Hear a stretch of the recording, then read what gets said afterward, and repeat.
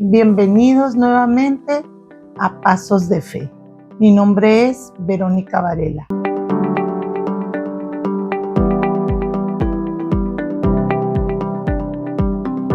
Dios les bendiga, bienvenidos, me da muchísimo gusto que nos están viendo nuevamente y ahora en este día tenemos una invitada especial para mi vida y tiene un testimonio grande, 2 testimonios grandes que va a dar y ella es Anita. Dios les bendiga, es un gusto estar aquí con nuestra hermana Vero y un privilegio que nos haya invitado a dar nuestro testimonio. Anita, ¿de dónde nos acompañas? Les acompaño de la ciudad de Mexicali y de la iglesia Roca de Salvación con los pastores Marta y Daniel Villanueva. Así es, claro que los conocemos y los amamos, a nuestros pastores también. Oye, mi niña, pues yo me acuerdo que te conozco desde pequeñita, me da muchísimo gusto invitarte y que hayas aceptado, la verdad. Y quiero que nos platiques un poquito de cómo conociste, cómo llegaste a los pies de Cristo. Sé que vienes desde chica, desde pequeñita, pero ¿qué fue lo que más te impulsó a seguir el caminar con el Señor? Sin duda alguna, como estábamos platicando ahorita antes de iniciar el video, de que pues conocía a sus hijos desde chica y que crecí en la iglesia, pues sí es así, mi madre conoció de Dios cuando yo tenía aproximadamente como 1 año, entonces ella comenzó a ir a la iglesia, ahí a Roca de Salvación con los pastores Villanueva, y desde entonces es todo lo que yo conozco, lo que es la fe cristiana, lo que es la doctrina evangélica, lo que es las predicaciones, todas las clases que nos daban cuando eran niños. Crecí ahí y eso era todo mi conocimiento, era todo mi mundo, era de vamos a la iglesia los domingos, tienes que ir a los cultos de jóvenes, es lo que siempre recuerdo. Estás creciendo. Sí, crecí ahí desde 1 año hasta ahorita, ¿no? Pero sin duda alguna, siempre, aunque estemos ahí en la iglesia, uno tiene que tener un verdadero encuentro con Dios. Así es, amén. Porque probablemente muchos conocen de Dios, tienen conocimiento de la palabra, pero no han tenido un encuentro con Él. Y eso fue exactamente lo que me pasó a mí. Creo que casi siempre a todos los niños que crecimos en la iglesia nos pasó eso. Tuvo que llegar un momento en que Dios tuvo que impactar nuestras vidas y que tomáramos una decisión por Él. Todo fue en el 2011. Todo parecía estar bien en mi casa. Yo iba a la preparatoria y todo iba bien. Estaba en el grupo de jóvenes, pero de repente empezaron a haber algunas situaciones difíciles en casa, escasez de trabajo. Mi papá le salió un tumor y tenían que operarlo, tuvo que dejar de trabajar. Y mi mamá perdió su trabajo, entonces no había como muchas finanzas en casa. Sí. Y empezaron a haber situaciones difíciles, ¿no? Escasez, nos cortaron la luz, muchas cosas que estuvieron pasando en casa. Entonces, en esas circunstancias, mi mamá pues se preocupaba mucho por la situación. Un día mi mamá estaba bien, no tenía nada de salud, ninguna enfermedad de salud, no tenía ningún problema. Pero un día de la noche a la mañana comenzó con un tic en su lado derecho de la cara. Yo me senté así como estamos platicando frente de ella y de repente ella hacía esto, movía lo que era su lado derecho del cuerpo y pues fue al doctor. Cuando fue al doctor, todo fue así, todo pasó un viernes y ella falleció el domingo. Así, ajá, de la noche a la mañana, así. De hecho, en ese entonces Roca solía salir a bautizos a San Felipe y ellos se fueron a los bautizos y cuando regresaron, pues regresaron con la noticia que mi mamá había fallecido. No lo podían creer porque mi mamá estaba bien. Sí, de hecho, yo me acuerdo que el que estaba enfermo era tu papá y que creíamos que el Señor se iba a llevar a tu papá primero, pero fue algo impactante. Hasta ahorita de verdad voy sabiendo cómo fue la situación, cómo fue el proceso. Fue algo bien.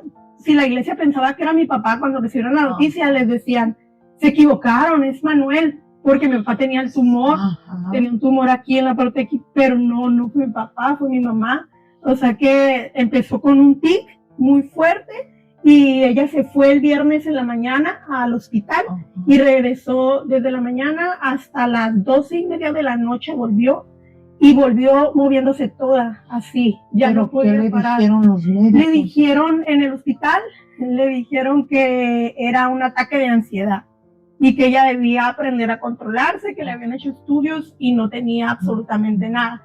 Yo le comento que habíamos estado pasando situaciones difíciles en casa. Entonces, pero en ese momento pues uno no pensaba. Yo lo que llegó mi mamá, yo solo le pregunté, ¿qué te dijeron? Y mi mamá ya no hablaba. O sea, tenía todo así el cuerpo y no hablaba. Y yo trataba de que ella me respondiera, pero no respondía. Mi papá me dijo, no ha comido nada. La sentamos, tratamos de darle de comer y se le caía la comida. O sea, en la mañana se había ido bien, nada más tenía un pequeño tic y regresó totalmente mal. Sí. Toda esa noche del viernes, mi mamá estuvo agonizando en la casa. O sea, los del hospital le dijeron que ya no iban a hacer nada por ella y ella toda esa noche estuvo agonizando. Dormíamos todos en un mismo cuarto. Y estábamos en el cuarto y mi mamá, pues yo en mi cama, mi mamá en la suya, y yo no podía dejar de oír a mi mamá quejarse. Toda la noche se quejaba. Y en un transcurso de la noche ya me fue como insoportable estar escuchando cómo se quejaba. Y me salí, afuera de mi casa había un sillón y me quedé ahí sentada y solo había una pregunta en mi cabeza. Solo quería preguntarle a Dios qué quería de mí, porque Él estaba permitiendo que eso pasara con mi mamá. Si mi mamá era una mujer de Dios, una mujer que siempre buscaba de la presencia de Dios. Sí, yo la miraba hablando en lenguas en la casa, siempre priorizaba el hablar con Dios, el estudiar la palabra. Y yo no entendía por qué Dios estaba permitiendo que mi mamá pasara por esa situación. Entonces yo la pregunta, lo único que le dije a Dios fue, ¿qué quieres de mí? No sé por qué le pregunté eso, pero eso fue lo que se vino a mi cabeza. ¿Qué quieres de mí? Y él rápidamente, yo escuché la voz de Dios así en mi interior decirme, lo que quiero de ti es tu vida. Porque has estado durante toda tu vida en una iglesia, pero en realidad nunca me la has entregado. Nunca has tenido un encuentro conmigo. Y me dijo, y este momento es crucial, porque me voy a llevar a tu mamá, a la persona que te lleva a la iglesia, que te ha obligado a ver cómo no quieres ir. Me dice, y este momento es crucial porque ya no va a haber quien vea porque tú vayas a la iglesia, porque va a ser tu decisión en realidad buscarme a mí y seguirme a mí. Por eso quiero tu vida aquí, ahorita. Dice, ¿y cuántos años tenías? Tenía 19. Ya estaba más joven. Sí, ya estaba grande. Y fíjese, toda la vida en la iglesia y nunca... Pero no tuviste ese encuentro, no lo tenías. Es que yo me acuerdo que nos hacían pasar al altar y nos decían, di esta oración y recibe a Cristo como tu Salvador, y pues uno lo repetía, pero en realidad era simplemente una oración, porque Dios, yo no lo había conocido, yo nunca había escuchado la voz de Dios como la escuché en ese momento. Nunca había tenido una plática con él, o sea, siempre oraba y le pedía, pero nunca lo había escuchado, o sea, nunca había tenido o no lo había sentido, no lo había desde sentido lo profundo de tu corazón. Así es. Entonces, cuando él me dijo eso, hermana, yo no lo pensé, no sé, yo le dije sí, te entrego mi vida. Y no pensé en el momento que me había dicho, no asimilaba cuando me dijo, tu mamá va a morir, eso todavía no lo asimilaba, pero el hecho de que me dijera, dame tu vida, pues sí, claro que sí, pues todo el tiempo me han dicho que esto es lo verdadero, lo real, el camino que yo debo seguir, entregarte mi vida. Yo le dije sí, y me dijo, pero yo tengo que decirte algo, antes de que te corras a decirme que sí. Y me dijo, va a ser muy difícil. Esta vida conmigo va a ser muy difícil. Va a haber dolor, y va a haber sufrimiento, y va a haber enfermedad, y va a haber tristeza. Cuando él me dijo eso, y me dijo, pero yo te voy a hacer una promesa. Yo siempre voy a estar contigo. Amén. En los momentos más oscuros, cuando más te sientas sola, cuando sientas que no tienes a nadie, yo siempre voy a estar contigo. Y ese va a ser tu consuelo. Mi mamá era como la base sólida que a mí me sostenía. Sí. Ella era como como yo tenía un problema y mi mamá, y yo Sí. me escondía en mi mamá. Ella Siempre fui una, como que te solucionaba el Sí. problema. siempre fui una muchacha muy acomplejada, tenía muchos temores, muchos miedos. Yo no podía hablar enfrente de la gente, era muy acomplejada. Yo no sé si usted se acuerda de mí, pero yo tenía muchos complejos. Y mi mamá era como que mi escudo donde yo me escondía. Sí. Y cuando ya Dios me dice esto, se va a ir, lo que Dios quería es que él tomara ese lugar, Sí. porque en realidad ese debió ser siempre su lugar. O sea, él debió siempre ser mi base, mi fundamento, Amén, mi así es. carácter. Pero yo todo era con mi Con tu mamá. mamá. Pero estaba llegando un momento en que se fuera. Sí. Entonces, cuando el Señor me dijo que iba a ser difícil, el consuelo que él me dijo, yo voy a estar contigo siempre. Desde ahí, Y es promesa. desde ahí, Es promesa. desde ahí el Señor ha cumplido. Él ha estado conmigo Sí, siempre. sí. Desde octubre del 2011, cuando mi mamá estaba agonizando en una cama y yo le entregué mi vida, él ha estado conmigo todo el tiempo en el proceso cuando mi mamá falleció, cuando ya no estaba, cuando pasó el tiempo, empecé a vivir situaciones bien difíciles, después no tenía una casa donde estar, estuve de aquí para allá. Cuando pasa lo de tu mami, tu papi se separó un tiempo de la iglesia o sigue en el camino. ¿Qué pasó ahí con ustedes? Porque tú eres la mayor, ¿verdad? Lo que pasa es que hubo algunas situaciones problemáticas como familia. Ya ve que cuando pasan situaciones de Sí. familiares de que se va una persona, pues hay situaciones problemáticas, tanto que yo tuve que dejar mi casa. Yo me fui de mi casa y pues estuve rondando en donde Sí. pudiera estar, ¿no? Yo le doy muchas gracias a Dios por la vida de mi esposo, porque él no era mi esposo en ese entonces, pero me ayudó mucho también a superar esas situaciones. Primero me fui de mi casa y estuve con mi abuela un tiempo, después estuve un tiempo con una prima y después estuve un tiempo con mi tía y ahí viví hasta que me casé. Es como que Dios te estaba probando lo que tú ya le habías dicho a él, o sea, lo que él habló contigo en ese momento, te probó el Señor, a ver si era cierto. Tú le dijiste, te sigo, o sea, sí acepto todo lo que me estás diciendo, ahora te voy a probar. Y pasó, o sea, te sentías sola, te sentías, ¿para dónde voy a caminar? ¿Qué voy a hacer?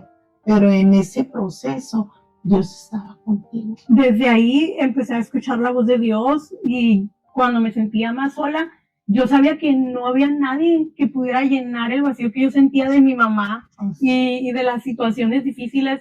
No había nadie que no fuera Dios. Así y yo es. empecé a tomar a Dios como eso, como mi fundamento, como mi base, y aun cuando no tenía un lugar, una estabilidad, una familia, una casa, aun cuando andaba de aquí para allá, Dios siempre era mi base, Dios siempre era lo sólido en lo que yo tenía en mi vida. A pesar de cualquier cosa, mi mamá me dejó una carta antes de morir, cuando hubo la situación económica en mi casa y nos cortaron la luz y todo eso. Mi mamá me pidió que me fuera con mi abuela, la mamá de mi papá, que me fuera con mi abuela para que no pasara esas situaciones, ¿no? Entonces yo me fui aproximadamente como un mes o 2 meses con mi abuela. Mi abuela, gracias a Dios, era una persona que tenía una buena posición económica y pues ella me daba dinero para la escuela, me llevaba, me traía y sí, antes de que mi mamá falleciera. Y ella, como no nos mirábamos muy seguido, me escribió una carta y un día que fui a la iglesia me la dio. Y la verdad que las palabras no cobraron sentido hasta después que yo la leía cuando ella había fallecido. Me la escribió un mes antes de fallecer. Era como si ella me hubiera dejado y si ella supiera que iba a partir y me hubiera dejado instrucciones de cómo vivir. Y sus palabras que más me quedaron grabadas: nunca dejes de ir a la iglesia. Me decía, sé buena nieta con tu abuela, ayúdala en lo que ella te pida, pero nunca dejes de ir a la iglesia. Nunca te apartes de Dios. Él es el único que va a estar contigo cuando más solo te sientas. Me dio instrucciones: no dejes a tus hermanos, ora por ellos, siempre que puedas, ve y visítalos. Así como si ella me estuviera diciendo cuando ya iba a morir. cuando murió Era después, su despedida. se estaba despidiendo. Y cuando Sí. murió después, lo entendí. Entendía esa carta y la leía una y otra vez, porque entendía que Dios había preparado el corazón de mi madre para su pérdida, Sí. y Él me preparó a mí Así también para la pérdida de mi mamá. Desde entonces no he dejado de buscar a Dios, no he dejado de seguir a Dios, y sin duda alguna, como Él me dijo, las cosas no han sido sencillas, a veces he tenido situaciones difíciles, pero Él siempre ha estado. Amén, así es, mi niña. Él siempre ha estado. Dios siempre está con nosotros. Vamos a tener obstáculos, vamos a pasar adversidades, pero Él está ahí. Sí. Y Él lo prometió, y es promesa, y está en la palabra, y te lo dijo a ti. Es una promesa que Él te regaló, que de verdad que no sabía, casi lloro, y qué tremendo, pero qué tremendo y qué hermoso, porque sabemos dónde está tu mamá. Así es. ¿Por qué? Porque como lo que estás comentando, o sea, Dios la preparó para su partida, pero también te preparó a ti para que tú siguieras adelante. Así es. Qué bonito. Y me comentaste hace ratito que pasaste por una situación de salud. Ajá, así es. Que quizás tiene que ver cuando pensaba, ¿qué voy a hablar en la entrevista? ¿Qué voy a contarle a la hermana? Pensaba, a lo mejor mi testimonio de mi conversión está de más. Pero cuando llegué, usted me dijo, no, pues yo te voy a preguntar, ¿cómo fue que te convertiste? ¿Cómo fue que recibiste a Cristo como tu Salvador? Y tiene mucho que ver con el testimonio que voy a dar acerca de cómo Dios me rescató cuando yo ya había muerto, cómo me dio una nueva esperanza. Fue hace algunos años, pues después de eso que conté, no, Dios fue muy bueno conmigo, encontré un buen hombre y me casé con él y empecé a tener una muy buena vida con él. Lo conozco desde niños, íbamos a la iglesia juntos, entonces después de eso ya estaba casada, y fue como en el 2019. De hecho, fue en el 2019 a principios, en las primeras semanas de enero. Tuve una situación difícil con mi salud. En ese entonces yo estaba trabajando secularmente, tenía un trabajo de oficina, estaba estudiando en el Instituto Siloé, estaba estudiando y estaba trabajando en la iglesia de lleno. Entonces yo era una persona muy activa en ese entonces, había muchas cosas que estaba haciendo, y me gustaba estar activa en la iglesia, me gustaba tener un trabajo porque era un trabajo que me gustaba, y me gustaba mucho estudiar el Instituto Bíblico, era algo que Hacías como estaba haciendo, no tenía tiempo para nada, la verdad, siempre estaba corriendo, sí, pero lo disfrutaba, en verdad lo disfrutaba.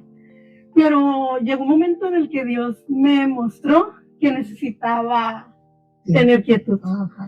Y a veces para nosotros como cristianos, las personas que somos cristianas, nos es muy difícil tener esos momentos de quietud, porque estamos acostumbrados a siempre estar haciendo algo. O a querer hacer cosas. Abarcar muchas cosas. Entonces, llegó el momento en que Dios me dijo, detente, no quiero que corras, quiero que camines.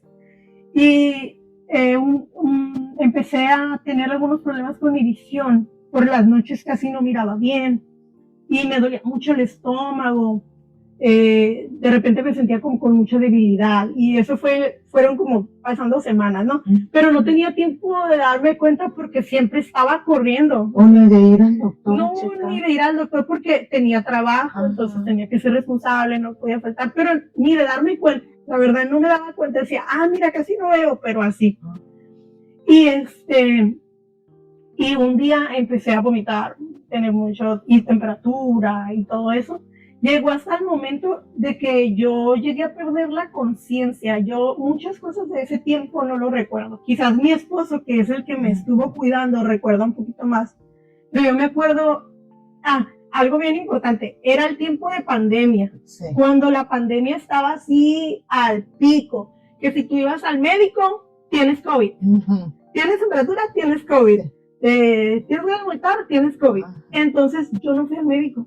Cuando yo empecé a tener esos síntomas, yo no fui al médico por el miedo de que me fueran a internar porque tenía COVID. Y era algo, y es que si lo recordamos el tiempo de la pandemia, era algo bien, a uno le daba mucho miedo. Y entonces yo no fui. Y me aguanté el hecho de sentirme mal, de tener temperatura, de tener vómito, y duré varios días así. En la iglesia en la que asistía en ese entonces, como no había servicios, hacían servicios así online. Y me acuerdo que me tocó predicar.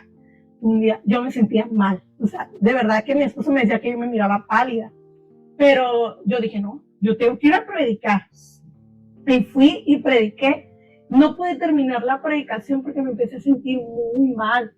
La terminé así como pude y cortaron la transmisión y me fui a mi casa. Y ahí fue donde yo perdí el conocimiento. Dormí toda la noche, dormí todo el día siguiente, no despertaba. Yo lo único que me acuerdo es abrir mis ojos así con mucha pesadez y mirar que tenía un suero ahí en mi casa. Tenía un suero y estaba mi esposo ahí y yo nada más lo escuchaba porque no podía abrir mucho mis ojos, que decía, te vamos a poner un suero, son vitaminas para que te sientas mejor. Pensaban que estaba como débil o que quizás tenía como algo de que me haya deshidratado o algo así, porque no, pues no podía ni abrir los ojos, estaba inconsciente. Yo solo escuchaba o así muy a la larga. Recuerdo así, abría mis ojos como de película, abría mis ojos, miraba algo, los volvía a cerrar y ya era otro día. Como si no tuvieras fuerza. Ajá, así. Y recuerdo que en ese entonces fue la que era mi pastora, Susana, a buscarme, abrí mis ojos, la vi un segundo y volví a cerrar los ojos. Así, pero yo no entiendo por qué mi esposo no me llevaba al doctor. Yo Ajá. Creo que era por la situación del COVID. Entonces, ya llegó un momento como que él ya se sintió como arrebasado. Mi suegra me hacía comida, me daba avena porque no podía comer otra cosa y la vomitaba. O sea, no podía retener el alimento. Y me llevaron a la clínica 16 y en cuanto entré, le dijeron a mi esposo que me iban a trasladar. Y lo único que me acuerdo es que llegué y me pusieron suero y no podía, de hecho le dije a la enfermera, no puedo tener los ojos abiertos, perdón. No, está bien, me dijo, no, está bien. Y me trasladaron a la 30 en silla de ruedas porque no podía caminar. Chuy me tuvo que bajar del carro cuando me llevó a la 16 cargando porque no tenía absolutamente nada de fuerza. Como era el tiempo del COVID, el área de especialidades en la 30 estaba llenísimo, entonces no había camillas, no había camillas en urgencias. Pero cuando yo llegué, me pasaron rapidísimo. Y yo lo último que recuerdo fue que me pasaron y mi esposo me cargó en los brazos, me metió hasta adentro, me acostó en una cama y comenzaron a quitarme todo y me empezaron a poner de esos y se vinieron muchos doctores así encima de mí, como algo de película así. ¿Qué tiene? Y todos así y yo perdí el conocimiento. Yo no sabía qué tenía, perdí el conocimiento como aproximadamente un día. Y estuve internada como aproximadamente 5 días más o menos. Cuando ya desperté y eso, el doctor me dijo que había tenido una cetoacidosis diabética. Yo nunca, antes de eso, nunca había tenido problemas con el azúcar o el diabetes o nada. De hecho, yo soy una persona que no le gustan los dulces ni los chocolates. Es muy raro pues, que yo comiera eso. Pero lo que me dijo es que tuve una infección muy fuerte en el estómago que no combatí. Entonces mi cuerpo tiene unas autodefensas para combatir cuando algo está saliéndose de control. Entonces mi cuerpo se enfocó en combatir esa infección, pero descuidó los niveles de azúcar. Entonces, en lo que se estaba combatiendo eso, los niveles de azúcar se elevaron hasta, llegué con 550 de azúcar, cuando lo normal es tenerlo a 120. Llegué con 500 de azúcar y pues eso hizo que mi páncreas, el páncreas es el que genera insulina. Cuando nosotros comemos algo de azúcar, rápidamente el páncreas comienza a generar insulina. La insulina hace que los niveles de azúcar no suban y estén estables. Pues mi páncreas colapsó, explotó, porque tuvo niveles demasiadas altos de azúcar. Entonces colapsó mi páncreas.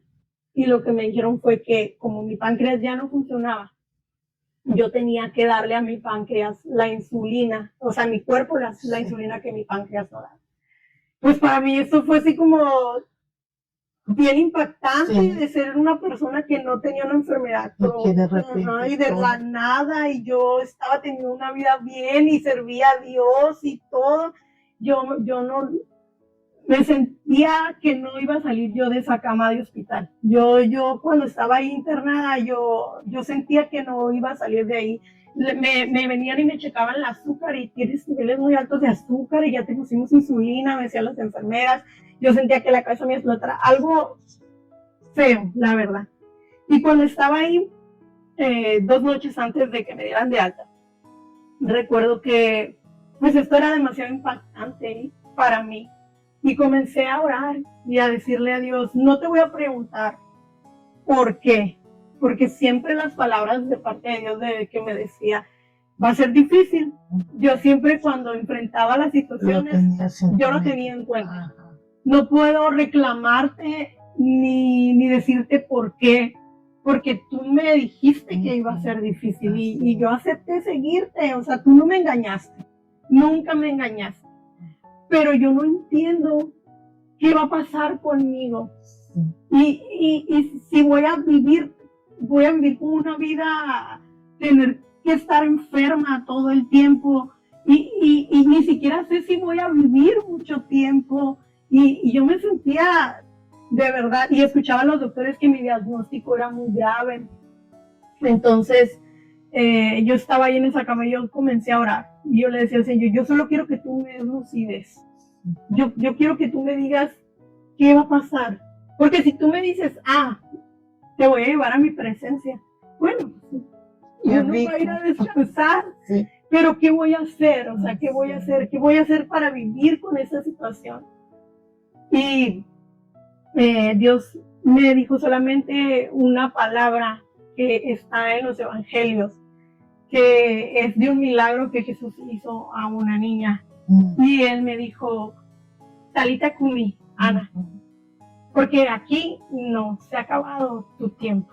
Así. Y me recordaba mucho al profeta Elías, cuando él se sentía que iba a morir y se fue al desierto y huyó y estaba debajo de un árbol sintiéndose desesperado porque ya no había más esperanza.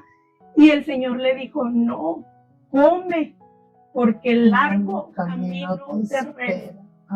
Y cuando el Señor me dijo eso, Ana, levántate. No vas a quedarte ahí, no va a ser tu historia una historia trágica como la de tu mamá que quizás falleció y ya no hubo más. No, voy a hacer algo más contigo. Y cuando yo recibí eso del Señor, yo le dije, bueno, si voy a tener que vivir una vida inyectándome insulina, pero que sea una vida que sea glorificado tu nombre a través de mi vida, que pueda glorificarte.